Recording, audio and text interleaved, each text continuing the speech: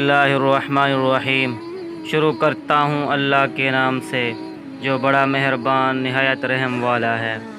اشرف صاحب تھکے ماندے گھر لوٹے تو دیکھا کہ ان کا 12 سالہ بیٹا کاشف اپنی ماں سے الجھ رہا ہے۔ کیا ہوا بھائی، آج موڈ خراب کیوں ہے؟ انہوں نے بیٹے سے پوچھا۔ ہونا کیا ہے پاپا، ابھی کچھ دن پہلے بڑی آنٹی اپنے بچوں کے ساتھ 10-12 دن ہمارے گھر پر رہ کر گئی ہیں۔ آج ماما جان چھوٹی آنٹی کو فون پر کہہ رہی تھی کہ ہمارے پاس کب آ رہی ہو، پھر کیا ہوا؟ کاشف کے پاپا نے کہا، ہونا کیا ہے، ہم ماما سے پاکٹ منی مانگیں تو 10 روپے پکڑا دیتی ہے۔ اگر کہیں کہ 10 روپے سے کیا آتا ہے تو کہتی ہیں تمہارے پاپا پرائیویٹ کمپنی میں ملازم ہیں، کوئی بینک کے مالک نہیں۔ بھائی مہنگائی کے اس دور میں 10 روپے بھی غنیمت ہے۔ وہ تو ٹھیک ہے، نان چنے دہی بھلے اور بریڈ بھی کھلاتی ہیں۔ کاشف نے جواب دیا، بھائی مہمان تو اللہ کی رحمت ہوتے ہیں، ان کی خدمت کرنا ہمارے پیارے آقا صلی اللہ علیہ وسلم کی سنت مبارکہ ہے۔ بات تو آپ کی ٹھیک ہے، مگر اپنی پاکٹ بھی دیکھنی چاہیے۔ آپ کی سیلری میں 20,000 روپے ہے، اگر ان پر 2,000 خرچ کریں وہ تو ظاہر ہے بجٹ خراب ہوگا، اور مہینہ کے آخر پر کسی کے سامنے ہاتھ پھیلائیں گے تو نو ٹینشن، ادھار کا سلسلہ چلتا رہتا ہے۔ جب سیلری آئے گی انہیں دے دیں گے۔ جو مہمان آتا ہے وہ اپنی قسمت اپنے حصے کا رزق ساتھ لے کر آتا ہے، اور تمہیں پتہ ہے بظاہر مہمان کے آنے سے بجٹ خراب ہوتا ہے، مگر اس کے عوض اللہ تعالیٰ اس گھر پر رحمتوں کی بارش کر دیتا ہے۔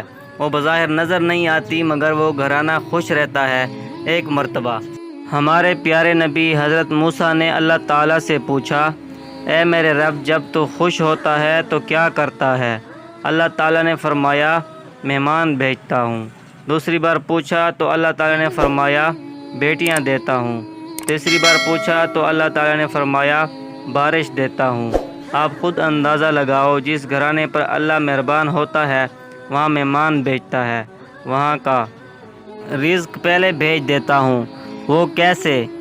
پاپا میں سمجھا نہیں۔ اچھا سنو، ایک زمانہ تھا جب لوگ گھروں میں مہمان آنے پر خوشیاں منایا کرتے تھے، اور یہ عالم ہوا کرتا تھا کہ اگر مہمان کسی ایک گھر میں آتا تو پورے محلے کے گھرانے ایک ایک کر کے مہمان کی تواضع کے متمنی ہوتے۔ مہمان دوسرے گھرانے کی دعوت قبول کر لیتا تو اس گھر میں خوشی کی لہر دوڑ جاتی۔ کسی مجبوری کی وجہ سے وہ دعوت قبول نہ کرتا تو اچھے اچھے پکوان پکا کر خود اس کے گھر میں پہنچائے جاتے۔ کیا اچھا زمانہ تھا اور کیا اچھے لوگ تھے۔ زمین پر بچھی چٹائی پر دسترخوان لگتا تھا، جس پر مکئی یا جوار کی روٹی، لسی کا گلاس اور مکھن رکھ دیا جاتا۔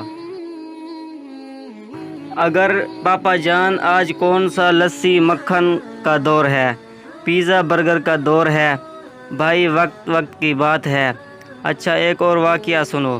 پیارے آقا صلی اللہ علیہ وسلم کے دور میں ایک خاتون نے آپ صلی اللہ علیہ وسلم کی خدمت اقدس میں پیش ہو کر عرض کی، اس کا شوہر کئی روز مہمانوں کو لے کر آتا ہے، اس نے ان کی خدمت نہیں کی ہو سکتی۔ آپ صلی اللہ علیہ وسلم نے اس خاتون کی بات سن لی، اسے کچھ نہ کہا۔ کچھ دنوں بعد آپ صلی اللہ علیہ وسلم نے اس کے شوہر سے کہا وہ ان کے گھر مہمان بن کر آنا چاہتے ہیں، کیونکہ اس شخص نے جب اپنی بیوی کو بتایا تو اس خاتون خانہ کو بے حد خوشی ہوئی۔ اس نے سوچا کہ میں نے جو پیارے آقا صلی اللہ علیہ وسلم سے شکایت کی تھی، شاید میرے شوہر کو سمجھانے آ رہے ہیں کہ مہمان نہ لایا کرو۔ تاہم پیارے نبی صلی اللہ علیہ وسلم نے کھانا تناول فرمایا اور صحابی سے کہا کہ میں جب گھر سے جاؤں گا تو تمہاری بیوی مجھے جاتا ہوا دیکھے۔ جب آپ صلی اللہ علیہ وسلم تشریف لے گئے تو اس خاتون خانہ نے دیکھا کہ آپ صلی اللہ علیہ وسلم پیچھے حشرات اور بلائیں بھی گھر سے باہر جا رہی ہیں۔ آپ صلی اللہ علیہ وسلم نے اس گھرانے کو درس عظیم دیتے ہوئے کہا کہ جب مہمان گھر سے روانہ ہوتے ہیں تو ان کی برکت سے گھر میں موجود بلائیں بھی گھر سے چلی جاتی ہیں، اس لیے مہمان کی قدر و منزلت کرنی چاہیے۔ سبحان اللہ، کاشف کے منہ سے نکلا، سوری پاپا جان، اب میری سمجھ میں آ گیا کہ مہمان اللہ کی رحمت ہوتے ہیں۔ اب میں خود چھوٹی آنٹی کو فون کر کے کہتا ہوں کہ وہ ہمارے گھر مہینہ بھر رہیں۔ ننھی سائرش نے کہا۔ سبھی مسکرانے لگے۔